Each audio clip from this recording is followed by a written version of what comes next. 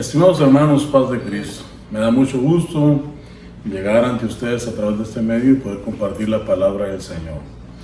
En este día le agradezco al pastor Jonathan Rentería que me da la oportunidad de compartir esta hermosa y bendita palabra del Señor con toda la iglesia de Ejido Querétaro y con aquellos que pueden enlazarse a través de este medio y escuchar lo que el Señor tiene para nosotros en este día. Quiero compartir un tema y lo quiero titular Una adoración de victoria. Y la referencia bíblica que quiero compartir con ustedes se encuentra en San Juan, el capítulo 1, el verso 29. Dice así la palabra del Señor. El siguiente día vio Juan a Jesús, que venía a él, y dijo: He aquí el Cordero de Dios, que quita el pecado del mundo. Voy a dejar la Biblia aquí un momento. Es bien importante entender que la Biblia está llena de sacrificios.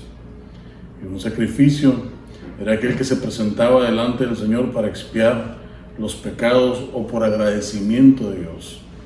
Todos en algún momento tenemos que tener un encuentro con Dios. En algún momento de nuestra vida, Dios siempre está buscando encontrarse con los hombres, y a través de la historia, la palabra de Dios nos dice que todos los hombres, todas las mujeres, todos los seres vivientes en su momento tuvieron que reconocer que hay un Dios que hizo los cielos, que hizo la tierra y todo lo que en ellos hay. El pueblo del Señor era importante que entendiera que Dios quería tener una relación, una comunión con su pueblo. Y el texto que hoy nos ocupa, quiero hacer énfasis en el Cordero. El Cordero era algo importante en los sacrificios que Dios le dijo en la ley a su pueblo, para que cuando ellos llegaran delante del Señor a presentarse, tendrían que llevar un cordero para ser ofrecido, y esa era una manera de expiar sus pecados y de tener el altar continuamente encendido en relación con Dios. Esa era la forma en la que Dios se comunicaba con ellos, y era la forma en la que Dios estipulaba que mientras hubiera un cordero en la mañana y un cordero en la tarde, su presencia estaría ahí y santificaría el lugar de reunión para el pueblo judío. Abel ofreció un sacrificio y Dios lo aceptó. Abraham ofreció a su propio hijo, y cuando ya iba a levantar su cuchillo para quitarle la vida, Dios proveyó cordero para el holocausto y sacrificó en lugar de su hijo a un cordero. Así es Dios. Dios siempre está presente para acercarse y buscarnos, y que nuestra oración sea una adoración de victoria. Me llama mucho la atención como en Génesis capítulo 15, verso 13, Dios le habla a Abraham y le dice: el pueblo que va a salir de tus lomos va a ser un pueblo grande, va a ser un pueblo bendecido, pero va a ser esclavo por 400 años. 400 años mi presencia no estará con ellos, ni mi voz se escuchará. El pueblo de Israel llegó a Egipto como una familia, Jacob y sus hijos. Pero después de 400 años, había 600,000 hombres, sin contar niños ni mujeres, que estaban ahí como esclavos. Dios los bendijo, Dios los multiplicó grandemente, pero estaban siendo oprimidos. Tenían un problema, no eran libres. Eran siervos de Faraón. Hay un problema que enfrentamos nosotros con el pecado. El pecado quiere que seamos siervos de él. Y es un momento en el que la persona tiene que decidir si clama para ser libre de ese pecado que le agobia, o se queda viviendo en el pecado. El pecado causa muerte. Esta enfermedad que estamos enfrentando ahorita, que le llaman COVID-19 o coronavirus, es una crisis que estamos enfrentando, y el hombre se ve disminuido ante ella. No tiene oportunidad. No hay forma de que pueda combatirla, y es cuando el hombre cae de rodillas y entiende que hay cosas que el hombre puede solucionar, que hay cosas que el hombre puede arreglar, pero hay cosas que el hombre simple y sencillamente no tiene ni la capacidad ni el poder para cambiarlas, solamente Dios.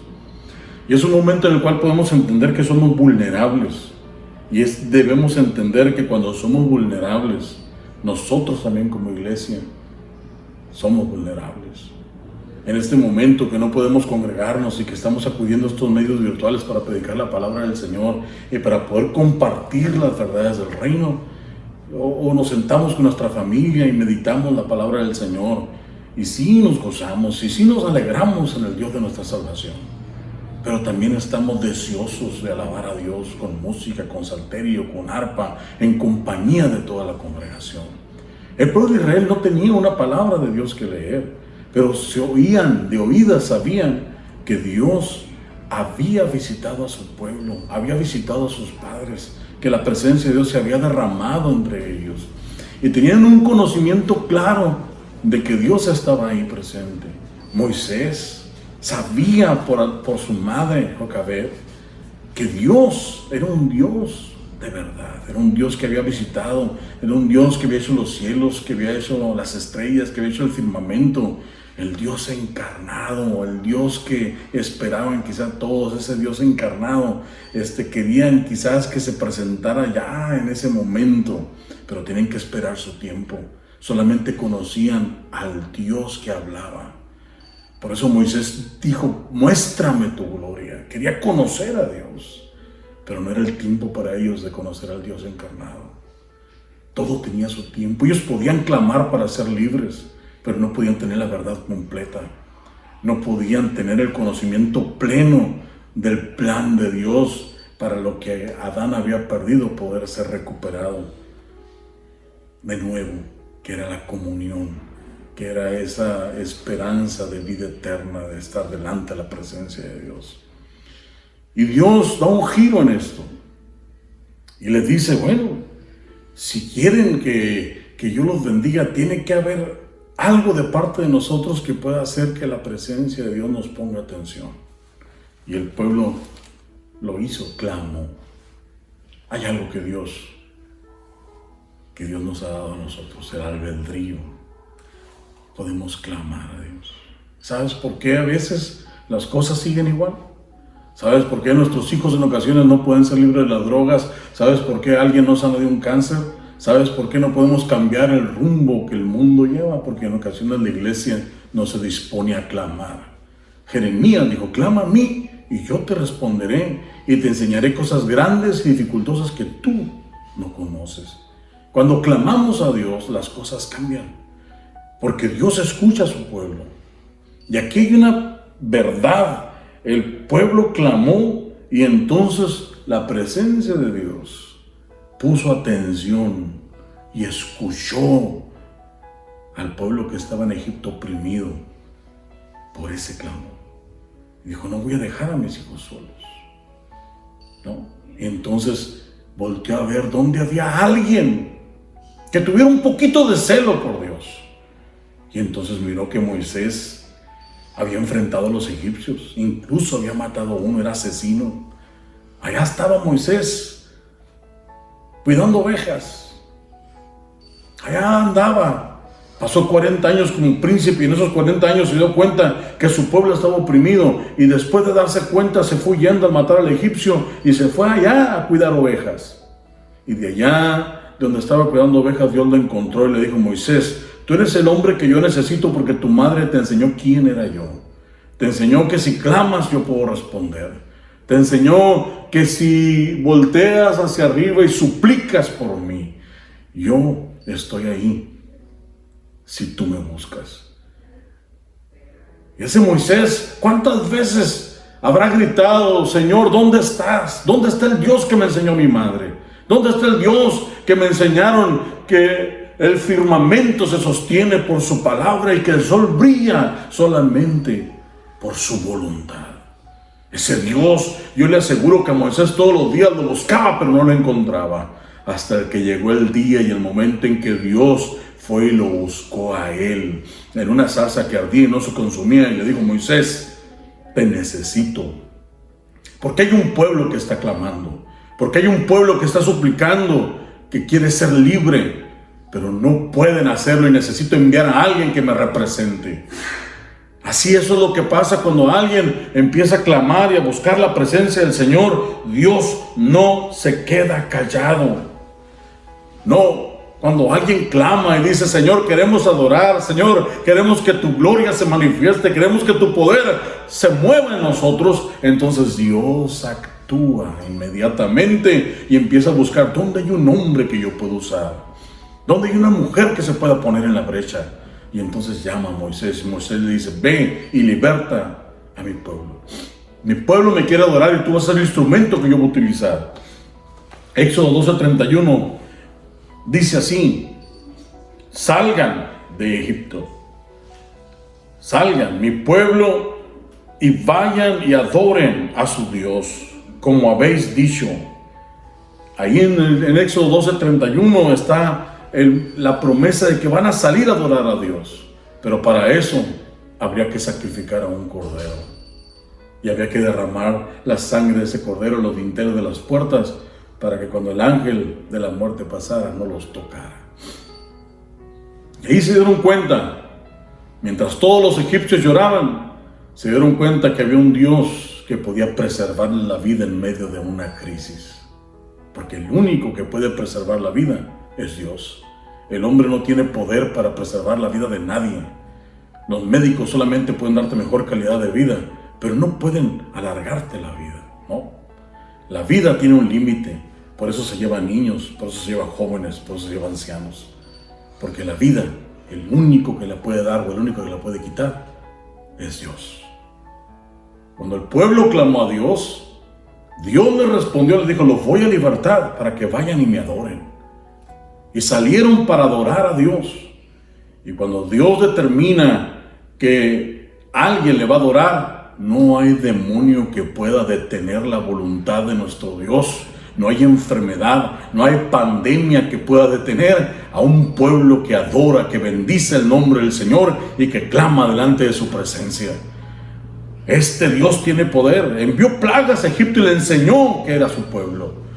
Le enseñó a Egipto que el Dios al que ese pueblo servía era un Dios todopoderoso, aun cuando ese pueblo no había escuchado la palabra del Señor, aun cuando ese pueblo quizás conocía a Dios de oídas, y lo único que hicieron fue decir: Señor, ayúdanos, ya no soportamos esta esclavitud. Pero por ese clamor que hicieron todos juntos, como un equipo, Dios escuchó esa súplica.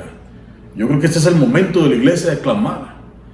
Hay quienes en ocasiones estamos tan ocupados o gastamos nuestro tiempo en tantas cosas.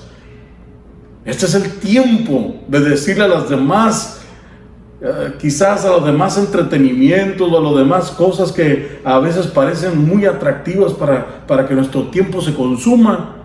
No, y buscar más la presencia de Dios y clamar juntos y decirle: Señor, te necesitamos en este tiempo. Eres el único que puede cambiar esto. Eres el único que puede traer un aliciente a este mundo que está confundido y lleno de miedo. Eres el único que puede sanar en medio de una crisis, de una pandemia. Eres el único que te puede levantar, Señor, y ponerle fin a esto. Solamente Dios, si nosotros clamamos. Dios tiene el poder, pero necesitamos clamar. Yo no sé si habrá alguien que pueda clamar, que pueda caer de rodillas delante de la presencia de Dios y decirle: Señor, ayúdanos. Quizás no ha llegado la pandemia a algún familiar tuyo, pero ya estamos escuchando de que hay gente que conocemos que está en dolor, que está enfrentando esta pandemia. Y nosotros como pueblo del Señor no podemos quedarnos cruzados de brazos. Hermano, yo le invito a clamar, a suplicar. Este pueblo tenía 400 años sin escuchar la voz de Dios, pero cuando se dispusieron a clamar, inmediatamente en el cielo alguien se levantó de su trono y volteó hacia la tierra y dijo: ¿quién me está buscando? Porque este Dios tiene oídos. Este Dios es un Dios vivo. Nuestro Dios no es un Dios de muertos, es un Dios de vivos. Hay que clamar. Hay que decirle: Señor, escúchanos. Así como este pueblo clamó y Dios proveyó corderos para librarlos de la muerte, y esa muerte de los primogénitos de los egipcios fue la causa por la que los egipcios dijeron: no podemos más, váyanse a adorar a su Dios. Salieron con todo lo que tenían, con sus ovejas, con sus vacas, con su ganado, con sus joyas, todo se llevaron y fueron a adorar a Dios. Así, de esa manera, también siempre en la historia los corderos formaron parte del sacrificio continuo a Dios. Siempre se tenía que ofrecer, después de que fueron libres, un cordero por la mañana y un cordero por la tarde. Todo el tiempo. Así dice la palabra de Dios. Ahí me reuniré con los hijos de Israel y el lugar será santificado con mi gloria. Éxodo 29:39. La gloria de Dios se reunirá con ellos si en la mañana presentaban un cordero y en la tarde presentaban otro. Y Dios estaría con ellos continuamente, siempre y cuando todos los días se presentara un cordero en la mañana y un cordero en la tarde sacrificado para nuestro Dios.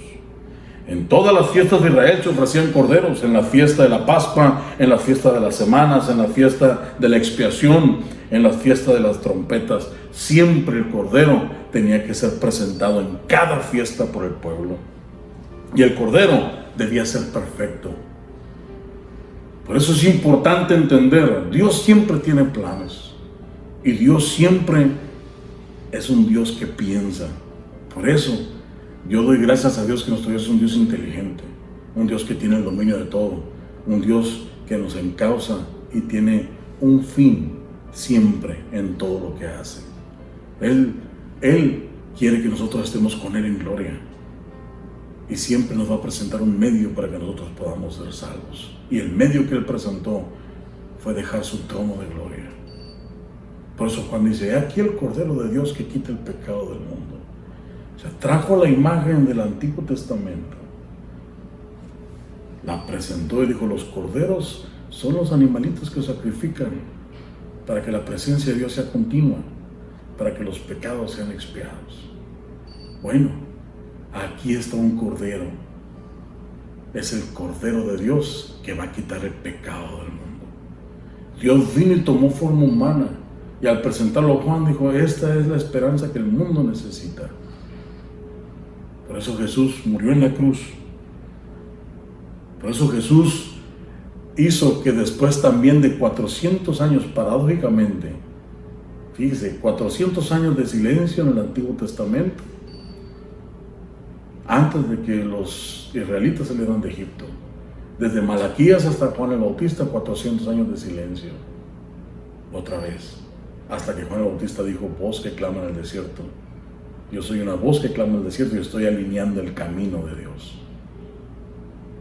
Hasta entonces, cuando Juan lo presentó, aquí el Cordero de Dios que quita el pecado del mundo, y aparece Jesús en la escena, el Dios encarnado, el Dios todopoderoso, el Dios omnipotente, el Dios que dice 1 Timoteo capítulo 3, verso 16, y sin discusión, grande es el misterio de la piedad. Dios fue manifestado en carne.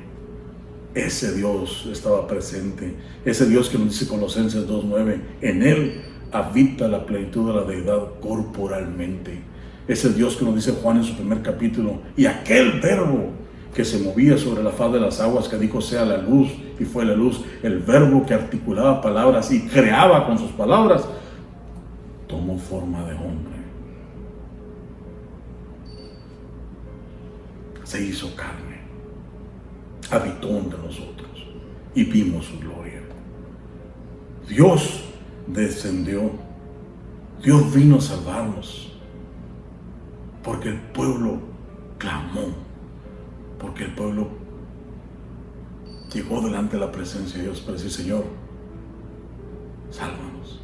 Y no lo entendieron en ese tiempo, pero Él murió en la cruz para salvarnos a nosotros. Él murió en la cruz para cambiar el curso de la historia. Él murió en la cruz para llegar y decirnos, ¿saben qué? Yo tengo la solución para tus problemas. Cuestionaban al Cordero de Dios, y cuando Jesús empezó a hacer las obras de Dios, porque es lo que hacía, las obras de Dios, decían, ¿quién puede perdonar pecados si son solamente Dios? Cuando Jesús sanaba a alguien o le decía, cuando sanó al paralítico, le dijo, tus pecados te son perdonados, levántate. Dijeron, ¿quién puede perdonar pecados? Solamente Dios. Y Jesús les dijo, pues para que vean que el Hijo del Hombre tiene poder para perdonar pecados. Ya no le perdonó los pecados, le dijo, a ti te digo, levántate, toma tu lecho y vete a tu casa. Lo sanó para que vieran que una sanidad solamente Dios la podía hacer también. Pero si Dios podía sanar, Dios podía perdonar a través de Jesús. Y entonces marcó la historia. Y entonces los leprosos clamaban. Y entonces hasta los demonios decían: ¿qué tienes con nosotros, Jesús? ¿Vienes a destruirnos? Y el ambiente espiritual cambió y la presencia de Dios se manifestó, porque Dios vino a cambiar el curso de la historia. Y nosotros que estábamos lejos, sin Dios, sin esperanza, ahora podemos clamar, porque el Cordero fue presentado como un sacrificio perfecto. Caifás, como sumo sacerdote, fue y lo entregó. Pusieron el holocausto en forma de cruz y sobre él levantaron al Cordero de Dios. Y entre el cielo y la tierra suspendido, la tierra sacudiéndose porque tenía al Rey de Reyes y Señor de Señores sobre sus lomos. El sol se oscureció y el mundo dio testimonio que había alguien pagando un precio con su sangre. Cada gota que caía estremecía la tierra, dando testimonio: el Cordero ha sido sacrificado.